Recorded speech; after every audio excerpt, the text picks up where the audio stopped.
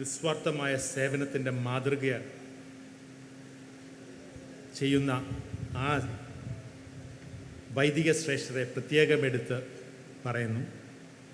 ബഹുമാനപ്പെട്ട നമ്മുടെ MP ശ്രീ ഹൈബി ഈഡൻ, മുൻ മേയർ സൗമിനി ജെയിൻ, മറ്റു വേദിയിലിരിക്കുന്ന വിശിഷ്ട വ്യക്തികളെ, എൻ്റെ മുന്നിലിരിക്കുന്ന പ്രിയമുള്ളവരെ, സ്നേഹഭവൻ അന്തേവാസികളെ, മുൻ അന്തേവാസികളെ, ഈ നാട്ടിലെ എല്ലാ പ്രിയമുള്ള സുഹൃത്തുക്കളെ,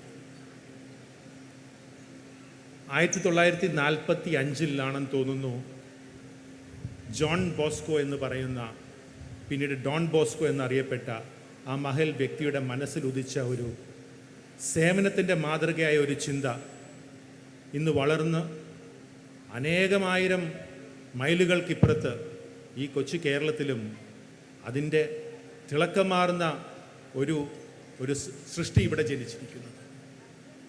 അത് 50 വർഷം പൂർത്തീകരിച്ചു എന്ന് പറയുന്നത് വളരെ സന്തോഷകരമായൊരു കാര്യമാണ്. അതിൽ ഇന്നിവിടെ എന്നെ വിളിക്കുവാനായിട്ടുള്ള, എനിക്കിവിടെ വരുവാനായിട്ടുള്ളൊരു അവസരമുണ്ടാക്കിയ ഫാദർ തോമസിനും ഇതിൻ്റെ ഭാരവാഹികൾക്കും ഞാൻ പ്രത്യേകം നന്ദി പറയുന്നു. എന്തുകൊണ്ടാണ് എന്നെ സെലക്ട് ചെയ്തതെന്ന് എനിക്ക് ഒരു ധാരണയുമില്ലായിരുന്നു. പക്ഷേ എൻ്റെ മനസ്സിൽ ചെറിയൊരു ചിന്ത വന്നു. അച്ഛൻ പറഞ്ഞു 96 മുതൽ ഞാനിവിടെ വരുമായിരുന്നു. 89 മുതൽ 92 വരെയും ഞാനിവിടെ എറണാകുളത്തുണ്ടായിരുന്ന കാലഘട്ടത്തിൽ എല്ലാ വർഷവും ഒരു ദിവസം ഉച്ചവരെ ഇവിടെ വന്ന് സമയം ചെലവഴിക്കുമായിരുന്നു. രാവിലെ ഭക്ഷണം കഴിച്ച് കുട്ടികളോടുകൂടി കളിച്ച് അന്ന് ഉച്ചക്കലത്തെ ഭക്ഷണവും കൂടെ കഴിച്ചിട്ടായിരുന്നു ഞാൻ പോയിക്കൊണ്ടിരുന്നത്. പിന്നീട് 95-6 ഞാൻ എറണാകുളത്തോട്ട് തിരിച്ചു വന്ന മുതൽ 2006 വരെയോ 2007 വരെയോ എല്ലാ വർഷവും ഇവിടെ വരുമായിരുന്നു. ഇവിടുത്തെ കുട്ടികളുമായിട്ട് ഫുട്ബോൾ കളിക്കുകയും, എൻ്റെ ഓർമ്മ ശരിയാണെങ്കിൽ ഞാൻ ഒരു പ്രാവശ്യം ഈ വളരെ മിടുക്കരായ കുട്ടികളുടെ ഇടയിൽ കൂടെ ഒരു ഗോൾ അടിക്കുവാനായിട്ട് വരെ സാധിച്ചു എന്നുള്ളത് ഞാൻ ഇപ്പോഴും സന്തോഷത്തോടുകൂടി ഓർക്കുന്നു. അതുപോലെ ഈ സ്നേഹഭവനിലെ അന്നത്തെ അന്തേവാസികളായ കുട്ടികളെയും കൊണ്ട് November 14 November 14 children's day parade നടക്കുമ്പോൾ ഈ കുട്ടികളെയും കൂടെ പങ്കെടുപ്പിക്കണമെന്ന് പറഞ്ഞുകൊണ്ട് ഈ കുട്ടികളെയും കൊണ്ട് ജാഥയായി നയിച്ച് അവരെ അതിൻ്റെ കൂട്ടത്തിൽ ഭാഗമായി പോയത് ഞാൻ ഇന്നും ഓർക്കുന്നുണ്ട്. അവരുടെ കൂട്ടത്തിൽ ഞാനും എൻ്റെ ഒരു സുഹൃത്തും കൂടെ നടന്നു പോയിക്കുകയും ചെയ്യുന്നു.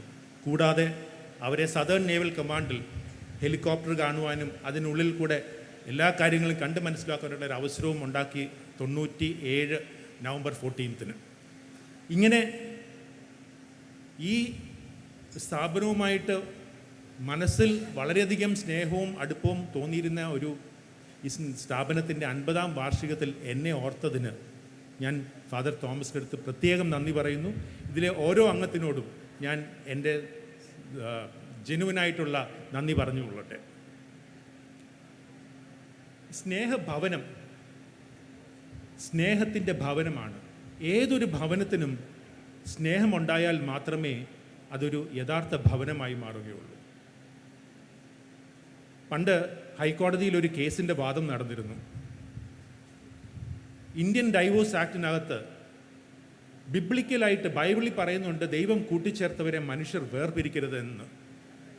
അതിനെക്കുറിച്ച് കൽദയ സമുദായത്തിൻ്റെ ബിഷപ്പായിരുന്ന പൗലോസ് മാർ പൗലോസ് ഹൈക്കോടതിയിൽ വന്ന് അദ്ദേഹത്തിൻ്റെ വ്യക്തിപരമായ കുറച്ച് അഭിപ്രായങ്ങൾ പറയുകയുണ്ടായി. ദൈവം കൂട്ടിച്ചേർത്തിരിക്കുന്നത് സ്നേഹമുള്ള 2 വ്യക്തികളെയാണ്. അവിടെ സ്നേഹം നഷ്ടപ്പെട്ടാൽ അവരെ കൂട്ടിച്ചേർത്തിരിക്കുന്നത് അവർക്ക് സ്നേഹമല്ല, അവിടെ പിന്നെയോ ക്രൂവൽറ്റിയായി മാറുകയാണെന്ന്. അതുകൊണ്ട് ഡൈവോഴ്സ് അനുവദിക്കണമെന്നായിരുന്നു അദ്ദേഹം വാദിച്ചത്. അതുപോലെയാണ് ഈ ഭവനത്തിൽ സ്നേഹത്തിൻ്റെ മാതൃകയാണ് ഡോൺ ബോസ്കോ പിതാക്കന്മാർ നിങ്ങൾക്ക് ഓരോരുത്തർക്കും നൽകിക്കൊണ്ടിരിക്കുന്നത്. ജാതിമത ഭേദം ഇല്ലാതെ ഓരോ വ്യക്തികളെയും സ്വന്തം മക്കളെന്ന നിലയിൽ വളർത്തി വലുതാക്കുവാനായിട്ടാണ് ഇവിടുത്തെ അച്ഛന്മാരും എല്ലാവരും ശ്രമിക്കുന്നത്. നിങ്ങൾ ഏറ്റവും എളിയവരോട് ചെയ്യുന്നത് എന്നോട് ചെയ്യുന്നത് പോലെ എന്നുള്ള ദൈവവചനം മനസ്സിൽ യഥാർത്ഥത്തിൽ ഉൾക്കൊണ്ടുകൊണ്ട് ചെയ്യുന്ന ഈ പ്രവൃത്തി തികച്ചും കേരളത്തിനും ഭാരതത്തിനും ആകെ ഒരു മാതൃകയായി മാറിയിരിക്കുകയാണ്. ഇത് ഒരു സ്നേഹത്തിൻ്റെ ദീപശിഖയായി മാറിയിരിക്കുന്നു. ഇപ്പോൾ അവിടെ ഞങ്ങളെ കൊണ്ടു നടന്ന ആ മ്യൂസിയത്തിനകത്ത് അനേകം അച്ചീവ്മെൻറ്റ്സ് നേടിയിട്ടുള്ള വ്യക്തികളെ നമ്മുടെ മുൻപിലെല്ലാം കാണിച്ചിരിക്കും. അവർ എല്ലാവരും ഒരേ വാക്കിൽ പറയുന്നത്, ഇവിടെ നിന്ന് ലഭിച്ച സ്നേഹമാണ് ഞങ്ങൾക്ക് ഈ അഗ്രങ്ങളിൽ എത്തുവാനായിട്ട് സാധിച്ചിരിക്കുന്നതെന്ന്. ഇവിടെ നിന്ന് നേടിയ കരുതലുകൾ, ഇവിടുത്തെ അച്ഛന്മാർ ഓരോ സമയത്തും തങ്ങൾക്ക് നൽകുന്ന സ്നേഹവും സംരക്ഷണവും വളരുവാനായിട്ടുള്ള ആ സപ്പോർട്ടും ഒക്കെ കൊടുത്തിരുന്നത് ഇവിടുത്തെ ഈ സ്നേഹഭവനിലെ ഈ 4 ചുവരുകൾക്കുള്ളിലായിരുന്നു എന്നുള്ളത് നമുക്കെല്ലാവർക്കും സന്തോഷം തരുന്നതാണ്. ഷാജു അത്തിക്കാരൻ, ബാബു PG, ബാബു സാവിയോ, ഇവരെല്ലാം സമൂഹത്തിലെ മാറ്റത്തിൻ്റെ ദൂതന്മാരായി തീർന്നിരിക്കുകയാണ്.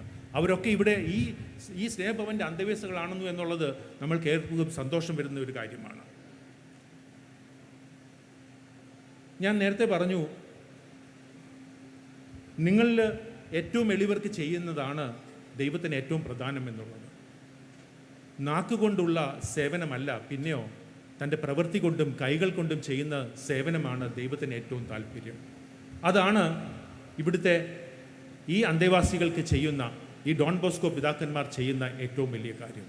അത് തീർത്തും അനുകരണീയവും ഇനിയുമുള്ള ഓരോ വർഷത്തിലും ഇത് വളർന്ന് വലുതാകട്ടെ എന്ന് ഞാൻ ആശംസിക്കുന്നു. ഇത്ര മനോഹരമായ ഒരു സ്ഥലം കൊച്ചിയുടെ ഭാഗമായിട്ടും 50 വർഷത്തോളമായിട്ട് സ്നേഹഭവന് വിട്ടു നൽകുവാൻ സാധിച്ചത് കോർപ്പറേഷന് തന്നെ ഏറ്റവും വലിയൊരു അച്ചീവ്മെൻ്റായിട്ട് കരുതേണ്ടതാണ്. അവർ അത് തിരിച്ചെടുക്കാത്തത് തീർത്തും നമുക്ക് എല്ലാവർക്കും അഭിമാനിക്കേണ്ടതാണ്.